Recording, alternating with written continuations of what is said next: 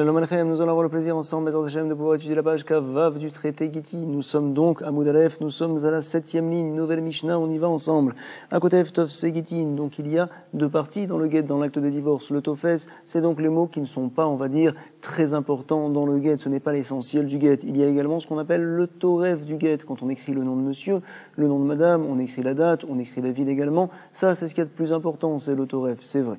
Alors on va nous dire ici, à côté Tov Segitin, lorsque l'on va écrire le Tov Segitin. Par exemple, on va parler ici d'un lavelaire, d'un sofer, quelqu'un qui a du temps en plus. Alors il se dit, bah tiens, je vais écrire finalement des guettes, bien que monsieur ne m'a toujours pas ordonné de l'écrire, ce guette-là. Je commence à écrire, on va dire, donc tout ce qui est général, et par la suite, ce qu'on appelle le Toref, les mots précis, à savoir le nom de monsieur, le nom de madame, alors finalement, ça je le mettrai plus tard. Alors est-ce que c'est bon de faire une telle chose? À côté, Tov Segitin, Sarir Sheyaniach, Makom Maïsh, Ve Makom Maïsha. C'est bon, tu peux écrire le guette, bien que le mari ne t'a pas ordonné. Par exemple, donc, tu sens une dispute entre monsieur et madame, tu écris déjà le guette, mais attention, tu laisses le nom de monsieur, tu laisses le nom de madame, tu ne l'écris pas jusqu'à ce que le mari vient à t'ordonner. C'est ce que l'on dit ici.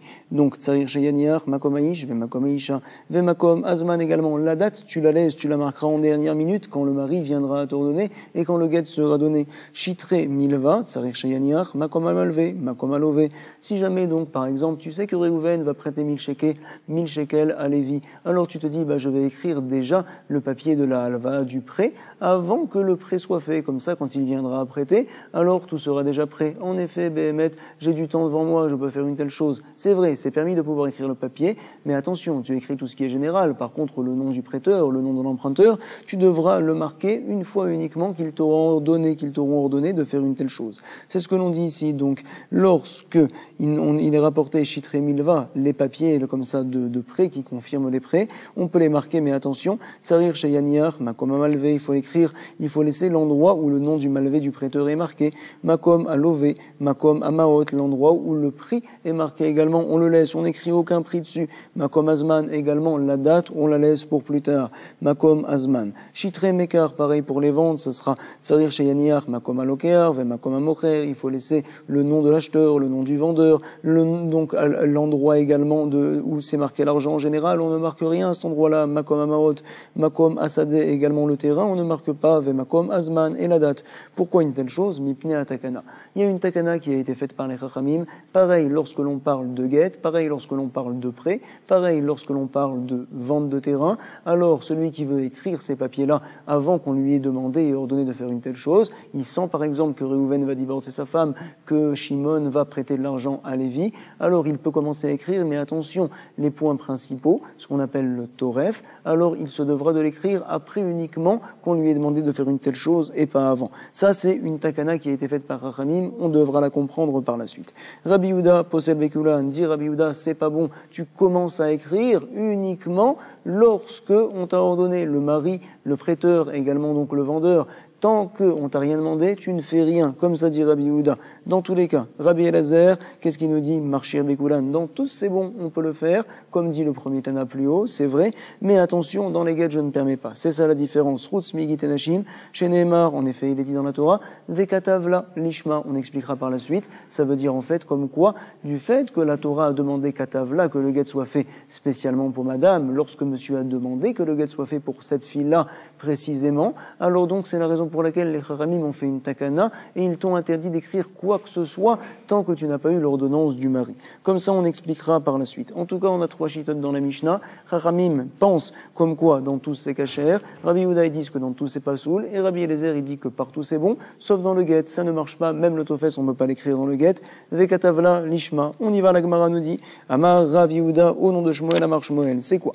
Tsarik Sheyaniach, Af, Makom, Ariat Muteret, Lekol Adam. Donc, le début de la Mishnah qui nous avait dit qu'il faut laisser le nom de monsieur, le nom de madame, la date également. C'est vrai, il y a une autre partie également qu'il faut laisser. C'est quoi? C'est l'endroit où il écrit « Voici que tu es permise à tous les hommes ». Donc par ce papier-là, c'est en fait l'essentiel du guet, de l'acte de divorce. Ça aussi, il faut le laisser. Il faut que le mari vienne à ordonner pour par la suite l'écrire. Comme ça donc vient nous dire Shmuel, bien que c'est pas marqué dans la Mishnah. Donc Af, Makom, Ariat, Muteret, Lekol Adam. Et il penche Shmuel, pourquoi une telle chose qu'il faut laisser tout cela? Ve Rabbi Eliezer, hi, parce que notre Mishnah va comme Rabbi Eliezer, comme quoi l'écriture du guet, c'est à ce sujet-là qu'il est dit dans la Torah Vekatavla. Et donc l'essentiel du guet, le Toref, à savoir le nom, Et donc l'essentiel du get, le toref, à savoir le nom de monsieur, le nom de madame, la date, et également Ariat Moteret l'école Adam, ça doit être fait uniquement lorsque le mari l'a ordonné, Vekatavla Lishma. Comme ça donc, Shmuel vient interpréter la Mishnah, comme l'opinion de Rabbi Eliezer. On le voit dans les mots. Donc, Amar Rav Yehuda Amar Shmuel. Tsarir Sheyaniar, il faut laisser également Af, Makom, Ariat Moteret l'école Adam. Comme qui va la Mishnah, nous précise Shmuel, ce n'est pas marqué le début de la Mishnah, mais il nous dit, ça va comme l'opinion de Rabbi Eliezer. Ve Rabbi Eliezer, hi, des Amar et des Messira Karté, que l'écriture du guet est important, et également les témoins qui voient la remise du guet de monsieur et madame, c'est par là que madame est divorcée. Ou Bainan, Ktiva Lishma, il faut que l'écriture du guet, de l'essentiel en tout cas, soit fait Lishma. Point. En tout cas, Shmuel, dans 3 Mishnayot différentes, également à la page Kaf Aleph, Kaf Bet, nous avait dit des Stam Mishnayot où il n'y avait pas marqué de nom, ça va comme l'opinion de Rabbi Eliezer. Shmuel vient interpréter 3 Mishnayot différentes comme Rabbi Eliezer. Shmuel a le besoin de nous préciser que toutes ces Mishnayot vont selon l'opinion de Rabbi Eliezer. On va expliquer pourquoi. Apparemment, on n'aurait pas pu déduire d'une Mishnah à l'autre que puisque la première c'est Rabbi Eliezer, la deuxième ça le sera également, etc. Il se doit de préciser dans les 3 cas et on va expliquer pourquoi. Nous dit la Gemara Vetzricha Dei Ashmoinan Harkamainta. Si jamais Shmuel nous avait dit que la première Mishnah, la page Kafalef, Amoudbet, là-bas, alors ça va comme Rabbi Eliezer. S'il nous avait dit ça, je t'aurais dit, tu sais, là-bas c'est spécial, ça va comme Rabbi Eliezer. Pourquoi? Beaï ou Dei Kaleuk Meke Rabbi Eliezer, là-bas on va dire c'est Rabbi Eliezer, parce qu'en effet il est marqué Dektané, En Kodvim Vektané, Kadvou. Alors on va lire justement cette partie-là de la Mishnah. Il est marqué à un certain endroit, on n'écrit pas un get, et après il est marqué, mais Kadvou, si jamais ils ont écrit. Alors on va lire la Mishnah à la page Kafalef. Au verso de la page, on nous dit là-bas, dans la Mishnah, En kodvim bemechoubar la karka. On ne peut pas écrire un get si jamais donc le papier est lié encore au sol. Par exemple, donc, on va dire sur un arbre, sur une feuille d'un arbre, ça ne marche pas. Si jamais tu l'as fait kadvo bemechoubar et que par la suite tu as détaché talcho vechatmo venatnola et que tu as fait signer, alors behemet ça va être caché. Dans la Mishnah, c'est bizarre. D'un côté on me dit qu'on peut pas, de l'autre côté on me dit que si tu l'as fait ça va être caché. Ça va pas. C'est la raison pour laquelle Shmuel a voulu dire, tu sais, en fait, on va découper ça en deux, à savoir, je n'ai pas le droit du tout d'écrire le Toref, l'essentiel du get, donc sur du Mechoubar. Si jamais j'ai écrit quoi? J'ai écrit le Tofes, ce qui n'est pas important, sur du Mechoubar, alors Bémet, ça va être Kacher. Et donc notre Mishnah va, comme Rabbi Eliezer, que le Toref c'est très important, et le Tofes c'est une Zera de Chachamim, tu l'as pas fait, quand même ça va être Kacher. Donc si jamais Shmuel nous avait dit que cette Mishnah-là va comme l'opinion de Rabbi Eliezer, alors je t'aurais dit, parce qu'en fait il était obligé de dire une telle chose, parce qu'on a une stira dans les mots de la Mishnah. Par contre, les autres Mishnayot, peut-être que ça va pas comme Rabbi Eliezer. Et donc c'est ce que nous dit la Gemara, Vetzricha de Yashmoinan Arkamaïta, Beaï ou Devukaluk, mais que Rabbi Eliezer. Je t'aurais dit, c'est que dans le premier cas qui penche Shmuel comme Rabbi Eliezer, parce qu'en effet, on a un problème, Dektané en Kodvim, et après il est marqué que Kadvou, si jamais ils ont écrit, Vektané Kadvou, c'est pour ça qu'on a fait une différence entre le Toref et le Tofes, pour éviter le problème. Par contre, Aval Sefa, dans la Sefa, je t'aurais dit que non, Dektané, Sheen, Kiyumaget et la Bechotmav. En effet, dans la Mishnah Kavbet au verso, il est marqué que l'essentiel du get, c'est la signature. Apparemment, ça va pas comme Rabbi Eliezer. Lui, il s'en fiche de la signature. Pour lui, l'essentiel du get, c'est l'écriture. Alors, je t'aurais dit, ça va pas comme Rabbi Eliezer. C'est la raison pour laquelle Shmuel vient nous dire non, ça va comme Rabbi Eliezer également. Ne t'inquiète pas, ce qui est marqué à la fin, comme quoi l'essentiel du get, c'est la signature, c'est juste parce qu'en règle générale, les témoins qui regardent la remise du get, en effet, également, signent sur le papier. C'est pour cela que c'est marqué que l'essentiel du get, c'est la signature. Mais en fait, l'essentiel, c'est les témoins qui regardent la remise du get. En même temps, en général, ils ont l'habitude de signer. La Mishnah, la deuxième, va comme Rabbi Eliezer, c'est ce qu'on avait dit là-bas. Mais en tout cas, vous savez quoi, nous allons relire peut-être cette partie-là de la Mishnah, Kavbet au verso ensemble. Akol ksherim lirtovet aget, afilu cheresh otevekatan. Tous peuvent écrire un get. Donc même si c'est quelqu'un qui est sourd-muet, qui est fou, également un petit enfant, ça va marcher. Aisha kotev et gita, vaish kotev et shovaro. Une femme donc peut écrire à la place du mari un get, si par la suite elle lui donne entre les mains. Également, Aish kotev et shovaro. Un homme peut déjà marquer le reçu, qui plus tard, il va le donner à madame, et madame lui donnera à son tour le reçu lorsque monsieur viendra à payer l'actuba. On a dit, Sheen Kiyumaget et la Bechotmav, à savoir que l'essentiel du get, c'est des Messira, c'est comme ça on vient d'expliquer maintenant, c'est les témoins qui voient la remise du get, selon l'opinion de Rabbi Eliezer. Ils ont l'habitude également de signer, comme ça on explique la Mishnah. Donc finalement, nous dit la Gemara, voici que c'est la raison pour laquelle Shmuel nous enseigne que même dans cette Mishnah-là, on l'interprète comme Rabbi Eliezer, on aurait pu se tromper. Alors on le dit ici, nous dit la Gemara, donc, Aval Sefa Dektane Sheen Kiyumaget et la Bechotmav, je t'aurais dit c'est Rabbi Meir, et ma Rabbi Meir, Id, arrêté Khatima Kerte, il pense en effet que la signature, c'est ça qui est important. C'est pour cela qu'il m'a enseigné dans ce cas-là aussi. Maintenant, dans la troisième Mishnah qu'on a sous les yeux ici également, Veyash Moinan Be'ai Haïnami, Ikaleuk Meke Rabbi Eliezer. Bon, d'accord, on aurait dit les deux premiers, c'est comme Rabbi Eliezer, mais la troisième, peut-être que non. Avalha, Ema, Midesefa Rabbi Eliezer, Ave, Recha, Alav Rabbi Eliezer. Je t'aurais dit, tu sais, la troisième Mishnah, j'ai un problème d'interpréter que le début de la Mishnah, c'est comme Rabbi Eliezer. Pourquoi? Parce que par la suite de la Mishnah, il est enseigné ensemble, on l'a lu, Rabbi Eliezer Marchir Bekulan, qui dit que c'est caché, Rabbi Eliezer dans tous les cas. Mais attends, c'est lui qui parle à la fin, ça veut dire qu'au début, c'était pas lui. C'est la raison pour laquelle Shmuel vient te dire, ne t'inquiète pas, même le début, c'est Rabbi Eliezer. Ah, j'ai une stira, on avait dit là-haut comme quoi. Donc finalement, partout c'est permis de faire une telle chose, d'écrire tout le papier dans les prêts, également dans les ventes, également dans le guet. On peut écrire, simplement on doit laisser le nom. Par la suite, Rabbi Eliezer, il nous dit comme quoi, Behemet, c'est pas bon pour le guet. Alors j'ai une stira, ça marche ou ça marche pas? Qu'est-ce qu'il pense Rabbi Eliezer? Alors on répond ici comme quoi, comme ça nous disaient les Mefarshim, il y a deux Tanaïm à l'Iba des Rabbi Eliezer. Un qui pense que Rabbi Eliezer il dit que partout c'est cacher, l'autre qui pense que selon Rabbi Eliezer, dans le guet néanmoins, ça sera pas soul. Donc en fait, ce qu'on a dit maintenant, c'est que Shmuel avait le besoin de nous enseigner dans les trois cas que ça va comme Rabbi Eliezer, c'est Mishnayot, parce que je n'aurais pas pu déduire un cas de l'autre. C'est ce que l'on dit ici. Avalha, Emma, j'aurais pu te dire, Mide Sefa Rabbi Eliezer, Have, puisque dans la Sefa on parle de Rabbi Eliezer, ça veut dire qu'au début c'est pas lui qui parle. Donc Reisha, Alav Rabbi Eliezer, c'est pour ça qu'il nous enseigne Shmuel, Tzricha, tous c'est Rabbi Eliezer, mais il y a deux Tanaïm, à savoir une marloquette. Qu'est-ce que pense réellement Rabbi Eliezer? On est aux deux points et on continue. Nous dit l'Agmara, Mipne Takana. Mais attends, c'est quoi cette Takana, Maï Takana? On va expliquer tout de suite. Amar Rabbi Yonatan, Mipne Takana Sofer. En fait, Behemet, c'est la Takana du Sofer ici dont on parle. À savoir que moi je suis Sofer, j'ai du temps à perdre, j'ai toute une journée, alors je veux commencer à écrire. Normalement, on aurait dû m'interdire d'écrire quoi que ce soit tant qu'on me l'a pas ordonné. Mais les Rahamim ont fait une Takana pour ne pas que le Sofer perde du temps, de pouvoir écrire presque tout et de laisser justement le nom de monsieur, le nom de madame, le nom du prêteur, le nom de l'emprunteur. C'est ça la Takana dont on fait référence dans la Mishnah. Comme ça donc vient nous rapporter ici la Gemara au nom de Rabbi Yonatan, Mipne Takanat Sofer. Et donc notre Mishnah, comme qui ça va, comme Rabbi Eliezer, vers Rabbi Eliezer, des Hamar et des Messira Karté. Donc Behemet, ça va comme Rabbi Eliezer, qui pense que les des Messira c'est important, et également l'écriture du guet, c'est très important. Ou Bedin ou des Afilutofes Namilolirtov et Behemet au sujet du guet, et les Chachamim auraient fait même une Takana pour les autres prêts, pour les autres ventes, etc.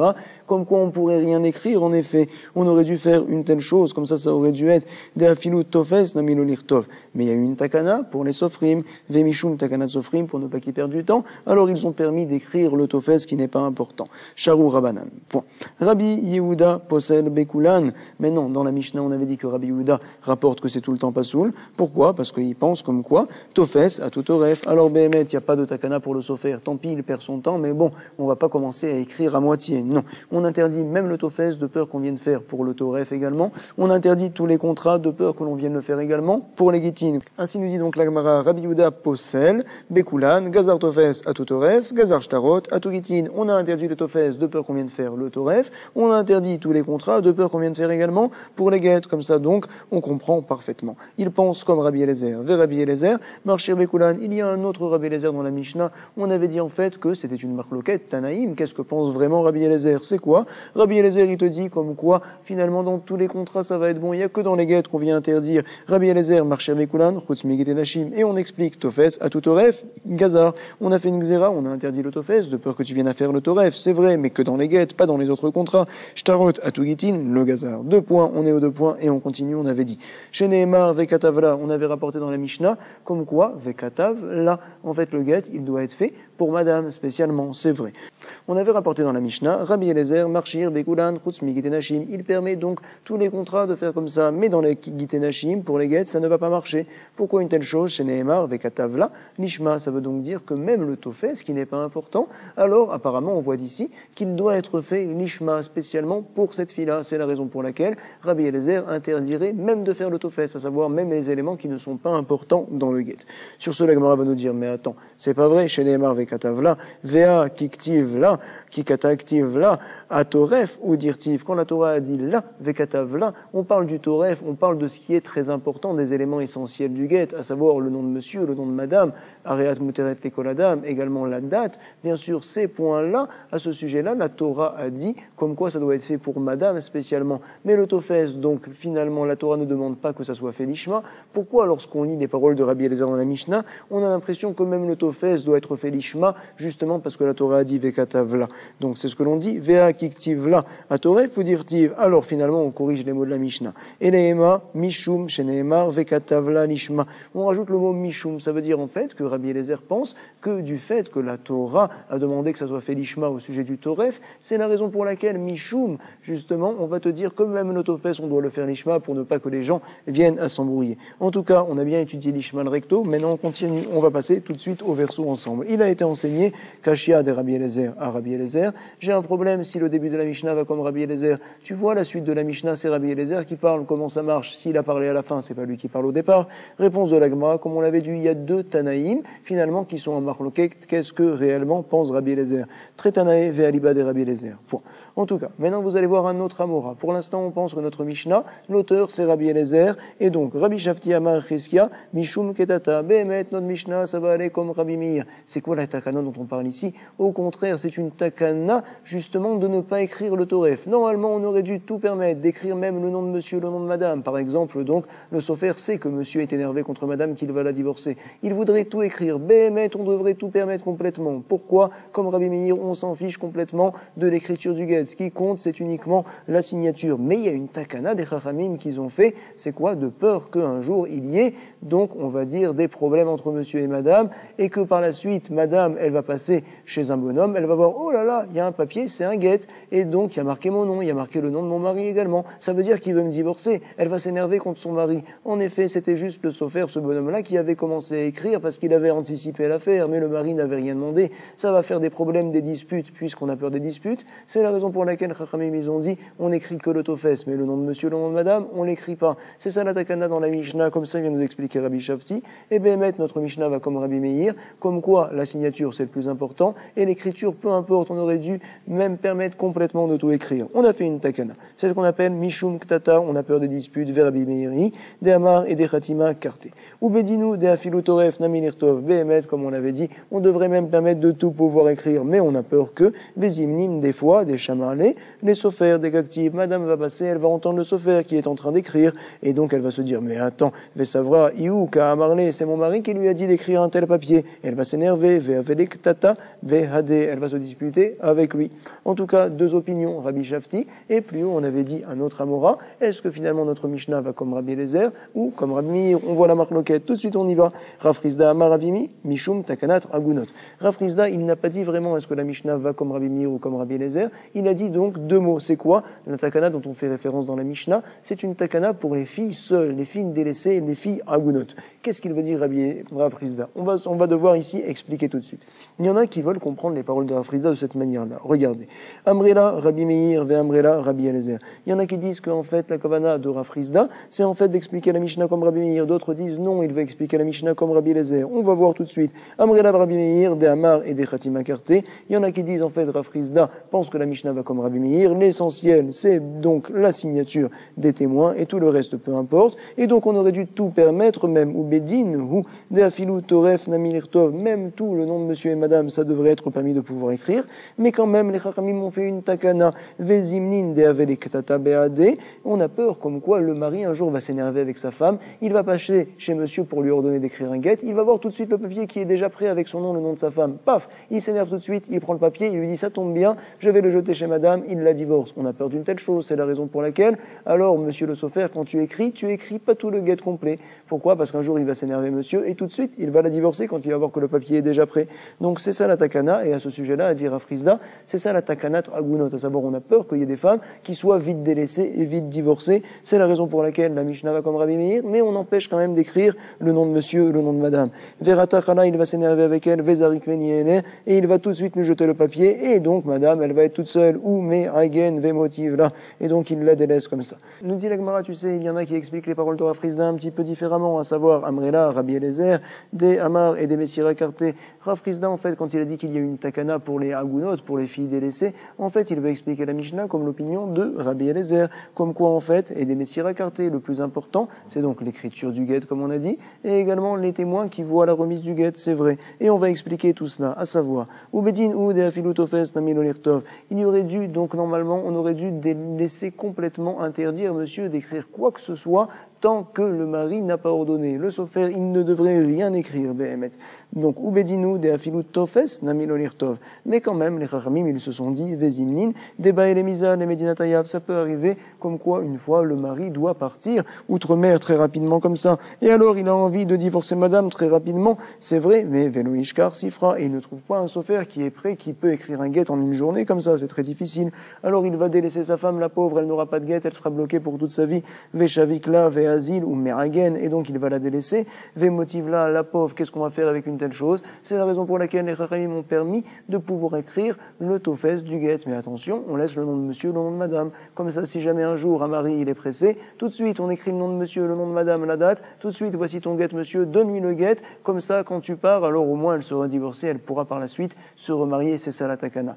Mais en effet, normalement, on aurait dû dire que rien, on aurait dû écrire sur ce papier-là, parce qu'en fait, on tient comme Rabbi Eliezer. En tout cas donc, finalement, on a un Amora qui explique la Mishnah comme Rabbi Eliezer, c'était Shmuel là-haut. On a un autre, c'est Rav Shifti, qui explique la Mishnah justement comme l'opinion de Rabbi Meir, comme quoi et des Khatima Karté. Et donc, les paroles de Rav Rizda, on ne sait pas les expliquer. Il y en a qui disent que Rav Rizda explique la Mishnah comme Rabbi Eliezer, d'autres disent qu'il explique la Mishnah comme Rabbi Meir. En tout cas, nous on continue, on va expliquer la suite de la Mishnah. On avait dit dans la Mishnah, où Makom Azman, on se doit de laisser l'endroit où la date va être écrite. En effet, si jamais le sofer, il écrit le guet en janvier, et que plus tard, donc le mari va lui ordonner le guet en octobre pour la divorcer en novembre, eh ben tu sais, c'est pas bon, parce que si jamais la date avait été écrite en janvier, alors donc c'est une date qui est antérieure au Maasé. C'est la raison pour laquelle les Chachamim ils ont dit au sofer, tu écris le guet, c'est vrai, mais en tout cas la date, tu la laisses pour dernière minute. En tout cas, on voit clairement dans la Mishnah qu'on se doit d'écrire toujours une date qui est précise par rapport au moment du divorce. Une date antérieure, ça ne marche pas. C'est vrai. Dans la Mishnah, de quoi parle-t-on? On parle d'un guet qui est donné après que monsieur soit marié ou bien qu'il soit fiancé même, il n'y a pas de différence. Toujours en tout cas, on se doit de laisser la date. C'est ce qu'on voit dans la Mishnah, c'est ce que la Gemara nous dit ici. Kapasik vetane loshna minanisuin veloshna minairusin. En tout cas, la Gemara va nous dire, je comprends tout à fait, quand madame est mariée, alors on a besoin que la date soit précise. Pourquoi? Bishelema minanisuin ben lemandama mishun batachoto. Il y a l'opinion de Rabbi Yochanan qu'on avait vu plus haut qui dit, tu sais, les Chachamim ont demandé que l'on marque la date précise du divorce de peur que un jour, alors donc le mari qui est avec une femme et cette femme-là, c'est la fille de sa sœur. Alors elle va le tromper, elle fait un adultère et donc il y a des témoins, on va la rendre chayav mita. Alors le mari se dit mince, ma sœur elle va pleurer toute sa vie. Après, qu'est-ce qu'il fait? Il lui donne un guet à cette fille-là et il n'écrit pas la date et il laisse la fille écrire une date antérieure comme ça plus tard. Quand elle va être accusée, elle dira mais j'ai rien fait, j'étais déjà divorcée. Alors finalement, comme on a peur d'une telle chose, c'est la raison pour laquelle, dit Rabbi Yochanan, les Chachamim ont demandé qu'au moment où tu divorces, tu marques la date, que les témoins voient la date, que ça ne soit pas une date antérieure. Donc ça va très bien ici, je comprends. Donc Bishelema minanisuin, ben lemandamar bishum batachoto ika. Et donc Resh Lakish là-bas dit que la raison, c'est une autre raison, c'est quoi? Ben lemandamar mishum peri. C'est qu'une femme, donc, quand elle vient à se marier, alors elle met des nirse milog et des nirse tson barzel. Il y a certains biens qu'elle rentre donc dans le keren de son mari. Attention, ça vaut 1000 shekels. Quand tu viendras me divorcer, tu me passeras 1000 shekels. Le prix est fixe. D'autres choses que madame apporte, qui s'appellent nirse milog. Par exemple, elle apporte un terrain. Si plus tard, mon mari, tu veux vendre le terrain, ou bien même tu veux y faire pousser des choses, peu importe, moi je récupérerai ce qui reste quand tu viendras me divorcer. Si ça a augmenté, ça a augmenté. Ça a baissé de valeur, ça a baissé de valeur. Ça va très bien, le mari peut vendre le terrain, c'est vrai s'il a envie. Mais attention, tant qu'il est marié avec elle. Si par contre, une fois qu'il l'a divorcée, alors là, ça y est, c'est terminé, il ne peut plus vendre le terrain. Il se doit de lui rendre à madame. S'il l'a vendu, madame va chercher les terrains chez les gens qui l'ont acheté. En effet, le terrain est hypothéqué depuis le jour du divorce, c'est vrai. Alors là, je comprends tout à fait que la date doit être précise, parce que si jamais la date n'est pas précise, alors finalement, madame risque de venir récupérer des terrains qu'elle ne devrait pas récupérer. Par exemple, il y a marqué dessus qu'elle a été divorcée en janvier, alors qu'elle a été divorcée finalement en février, on va dire. Alors elle va récupérer des terrains depuis janvier. C'est pas bon de faire une telle chose, c'est un problème. Alors donc, je comprends tout à fait que la date doit bien être marquée, elle doit être juste. Je comprends, c'est ce qu'elle nous dit la Gemara. Bishelema minanisuin, ben lemandama mishum batachoto ika, ben lemandama mishum pere ika. Quand on parle donc d'un divorce par rapport au nisuin alors que madame est déjà mariée, c'est vrai, je comprends le besoin de la date dans tous les cas, selon les deux Amoraïm, Rabbi Yochanan et Resh Lakish. Par contre, et la minairusin, quand madame est divorcée du fiançailles, en effet, la Mishnah parle également de ce cas-là. Alors tu sais, si je te dis que le problème c'est Batachoto, comme nous avait rapporté Rabbi Yochanan, je viens cacher la fille de ma sœur, alors là, Béhémet, ce problème-là, il y est également lorsqu'il y a un faux fiançailles, un adultère du fiançailles également, c'est Chayav Mita. Bishelema Lemanda Amar Mishum Batachoto Ika. Par contre, et la Lemanda Amar Mishum Pere, Aroussa Miik la Pere, une fille, quand elle se fiance, de toute façon, elle ne donne pas des nirsémilogues, alors finalement, il n'y aurait pas le besoin d'écrire une date sur le papier. En effet, donc, la Gemara ne comprend pas pourquoi la Mishnah a le besoin qu'on écrit une date et également que la date soit précise quand le mari vient à divorcer sa fiancée. En effet, il n'y a pas du tout de problème. Pourquoi ? Parce que même s'il n'y a pas de date, de toute façon, madame n'a jamais passé entre les mains du mari des nirsémilogues pour qu'elle ait besoin de les récupérer, mi it la payerait. Sur ce, donc, on a un problème. On n'arrive pas à lire la Mishnah selon Resh Lakish. Amarav Amram, Hamimta, Shamait Mine, De Oula, De Amar, Mishum, Takanat Vlad. J'ai entendu donc une fois Oula qui a dit que c'est pour la takana de l'enfant. Et je ne sais pas qu'est-ce qu'il a voulu me faire comprendre. Velo Yadana Mainihu. Par la suite, Béhémet, j'ai oui compris. Kivan de Shemaïta, Léa Detania, j'ai entendu en effet une braïta qui nous expliquait. Aomer, Kadvuget, Léa Rousati. Voici le cas. Quelqu'un qui dit, s'il vous plaît, écrivez un get à ma fiancée. Et donc, qu'est-ce qui va se passer? Quand je viendrai à me marier avec elle, à ce moment-là, je la divorcerai. Lekeshe et Kansena et Garshena. Alors donc, est-ce que le guet il est bon? Ils l'ont marqué ce guet-là avant même qu'ils viennent à se marier. Est-ce qu'on considère que c'est un bon guet? Non, c'est pas bon. Et nos guet, pourquoi une telle chose? Ve'amarula, matam, gzera, shemayomru, gita, kodem livna. En effet, donc, quand ils ont écrit le guet, peut-être ils ont marqué la date de janvier. Par la suite, monsieur s'est marié avec elle en février et il l'a divorcée en mars. Quand ils vont voir que le guet était marqué depuis janvier, ils vont se dire, ah, mais tu vois, il s'est marié en février, madame maintenant qui est enceinte. Alors en fait, elle est enceinte, c'est vrai, mais à ce moment-là, elle était déjà divorcée de son mari. Alors c'est un znout qu'ils ont fait. Cet enfant-là, il n'est pas très cachère finalement. Alors, comme on a peur d'une telle chose, c'est la raison pour laquelle les chachamim, ils ont dit, ce guet-là, il n'est pas bon. Quand tu viendras te marier, à ce moment-là, tu écriras un guet. Mais tu ne peux pas, maintenant que tu es fiancé, écrire un guet pour la divorcer après que tu sois marié. Ça ne marche pas. On a peur qu'après les gens vont parler, donc, sur l'enfant, que madame risque d'être enceinte, par exemple, de toi, entre-temps, avant que tu lui donnes le guet. Les gens vont se tromper, ils vont voir une mauvaise date sur le papier. Alors, puisqu'il a dit, on a une braïta, et Oula a parlé sur la braïta, grâce à cela, j'ai compris également ce qu'il a voulu mettre dit plus haut. Et donc, a dit Rav Amram, Achanami, ici aussi c'est pareil, Xera Shemayomru, Gita Kodemlena, je comprends maintenant la Mishnah, que même lorsque l'on parle d'un fiançailles, les Rami m'ont demandé qu'il y ait une date et qu'elle soit précise. Pourquoi? De peur que monsieur vienne à écrire une date en 2014, par exemple, et par la suite, il la divorce en 2015, et donc les gens vont se dire, ah, tu vois, il y a un problème, madame qui est tombée enceinte, apparemment, c'est peut-être pas de son mari, parce qu'il pense que madame était divorcée en 2014, mais c'est pas vrai, c'est en 2015 que madame, elle a été divorcée. Les Ramim ont fait la takana.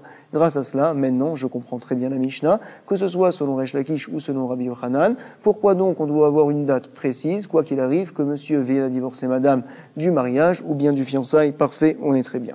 Amar Rabbi Zeira, Amar Rabbi Abba, Barshila. Au nom de qui? De Rav Hamnuna, ça va. Ça a été dit au nom de Amaravada, Barahava, Amarav. C'est quoi? Halakha qui est Rabbi Eliezer. La halakha, on la fixe comme Rabbi Eliezer qu'on a vu dans la Mishnah au recto. Comme quoi, finalement, qu'est-ce qu'il nous avait dit? On peut écrire le tofes des contrats de vente et d'achat, des contrats de prêt également. Mais par contre, le tofes du guet, on ne peut pas l'écrire. Pourquoi? Vekatavla, Lishma, les Chachamim ont interdit le tofes, de peur que l'on vienne à faire également le toref. Comme ça, donc, il nous a été enseigné. La halakha, elle est fixée comme ça. Et donc, elle nous dit la Gemara, Karé, Rav, Allah, allez des Rabbi Eliezer. Rav, quand il parlait de Rabbi Eliezer, il disait, tu sais, Tuvina des Chakime, à savoir, c'est un Meusha parmi les Chachamim. Il est heureux parmi les Chachamim. C'est un grand Chacham aussi également. Certains viennent à expliquer. Ve'afilu beshar shtarot nami. Attends, j'ai un problème. Rav, il est posek comme Rabbi Eliezer, même dans les autres contrats. Ça veut dire comme quoi finalement, donc il tient qu'on ne peut pas écrire le tofes au sujet des guettes, c'est vrai, mais au sujet des autres contrats, c'est oui permis. Nous dit la Gemara, mais attends, j'ai un problème, quel est le problème? Ve'amar rav papé, mishme de rava, c'est quoi? Hay acharta de daine, de mirteve, mikeve, de lishadou, sahade. Donc une ashrata, on va dire, c'est lorsque le beddin, le tribunal, vient à valider un papier. Par exemple, il y a marqué dessus, Reuven doit 10 000 shekels à Shimon. On va au beddin, il confirme que les témoins, ce sont des bons témoins. Ils viennent viennent à tamponner et dire oui, on confirme ce papier-là. C'est ce qu'on appelle une ashrata. Si jamais ils viennent à tamponner avant que les témoins ne viennent à dire oui, nous reconnaissons la signature sur le contrat. Ils ont dit bon, on le fait parce qu'on n'aura pas le temps après de tamponner. Alors, c'est caché ou pas? Finalement, ils ont fait une action avant que l'on confirme que ça soit vrai. C'est bon ou c'est pas bon? On te dit ici que c'est pas bon. Regardez, on regarde dans les mots. Hay asharta, ce papier-là, des dayanim, des daïné, des mirtave, ils ont écrit oui, le contrat est bon avant que les témoins ne viennent confirmer la signature. Mikame, delis hadou saade, aratimat yadayu. Alors, on dit que c'est pas soul, ça ne marche pas. Pourquoi? Alama, mirzeke shikra. Parce qu'en fait, ça a l'air d'un mensonge, cette chose-là. Parce qu'en fait, les dayanim, ils viennent à dire oui, c'est bon, avant que l'on vienne à savoir que c'est bon, ça a l'air d'un mensonge. Alors, tu sais, nous dit la Gemara, Rav, il aurait dû dire pareil, plus haut, Achanami, Mirzeke Shikra. En effet, comment peux-tu écrire le tofes, finalement, des contrats, alors qu'il n'y a pas eu de prêt qui a encore été fait? Tu commences à écrire alors que ça n'a pas encore été fait. Ça devrait être complètement pas soul, ça devrait pas être bon. Comment Rav nous dit que la halakha va comme Rabbi Eliezer, on ne craint pas de mensonge, c'est pas possible. Nous dit la Gemara, eh ben, tu sais quoi, Vélita, on ne craint pas ce problème-là de mensonge, comme ça pense Rav, et je vais même te confirmer une telle chose, que vient de dire Rava, on vient de le voir ici, Behemet, ce n'est pas vrai, le inyan de mensonge, on ne le craint pas. Pourquoi? Midé Rav Nachman, Dama Rav Nachman, qu'est-ce qu'il nous a dit? Omer Raya Rabbi Meir, Afilou Metseu Behashpa. Rabbi Meir tenait, tu sais, comme quoi, même si tu as trouvé un acte de divorce dans la poubelle, et par la suite tu as fait signer des témoins, c'est kacher, Khatmo Venatnola, kacher. Et donc, Veafilou Rabanan, l'obligé à aller de Rabbi Meir. Chachamim, ils ne sont pas d'accord avec Rabbi Meir. Pourquoi? Parce qu'ils pensent comme quoi, et la Begit et Nashim, au sujet des guettes, c'est pas bon, on a besoin que l'écriture du guet soit fait lishma, des bainan ktiva lishma. Aval, Béchar, Shnarot, par contre, dans les autres contrats qui sont trouvés à la poubelle, alors ils vont dire que oui, ça va être bon. L'eau, pourquoi une telle chose? Pourquoi ils vont dire que ça va être bon? Parce qu'apparemment, il n'y a pas de problème, ça a l'air d'un mensonge, parce que c'était un papier qui a été fait depuis longtemps, par quelqu'un d'autre même. Peu importe, même si ça a l'air d'un mensonge, quand même, ça va être caché. De Amaraviasi Amarabi Yochanan, Shtar, Shenaval, Bo, Veparao, et Nochoser, Velovebo. Regardez une autre preuve également qu'on ne craint pas les choses qui ressemblent à des mensonges. Pourquoi? Par exemple, quelqu'un qui a justement prêté de l'argent, et donc il avait un papier. Et donc, par la suite, l'autre, il est venu, il a remboursé. Mais il lui dit, s'il te plaît, reprête-moi la même somme. Alors il lui dit, d'accord, mais rends-moi le papier. Ce même papier-là, on ne peut pas l'utiliser une deuxième fois. Pourquoi? Parce que tu as été mochel, donc le chiboud, on va dire l'hypothèque qu'il y avait par la force de ce papier-là, lorsque ton ami t'avait remboursé pour la première fois. Ça ne marche pas. C'est ce qu'on dit ici chez Navabo, Veparao, et no choser velo. Velovebo. Pourquoi une telle chose? Shegva, Nimchal Shibudo, parce que l'hypothèque a déjà été machoul du fait qu'il y a eu un premier remboursement. Et donc, on voit d'ici, Ta'ama, des Nimchal Shibudo. Pourquoi BMED, ce contrat-là n'est pas bon? Parce que l'hypothèque a été annulée. Ah, mais de toute manière, il devrait y avoir un autre problème, c'est que ça a l'air d'un mensonge. En effet, c'est en fait ce papier-là du premier prêt et non pas du deuxième. Il faut faire les choses de manière claire, il ne faut pas que ça ressemble à des mensonges. Du fait que l'on te dit que ce problème-là, il n'y est pas, ça veut dire en fait que le problème de mensonge, on ne le tient pas. C'est la raison pour laquelle également Rabbi Eliezer, il dit, vas-y, on peut écrire les tofes pour les différents contrats, il n'y a pas de problème, même si le prêt n'a toujours pas été fait, c'est bon, on ne craint pas de mirzek et shikra. Aval, mishum shikra, lo chayshinan, comme ça nous dit la Gemara, et par contre, on craint, oui, une chose, c'est que si on ne révise pas la page, alors on risque vite de l'oublier. Chazak, kol tov.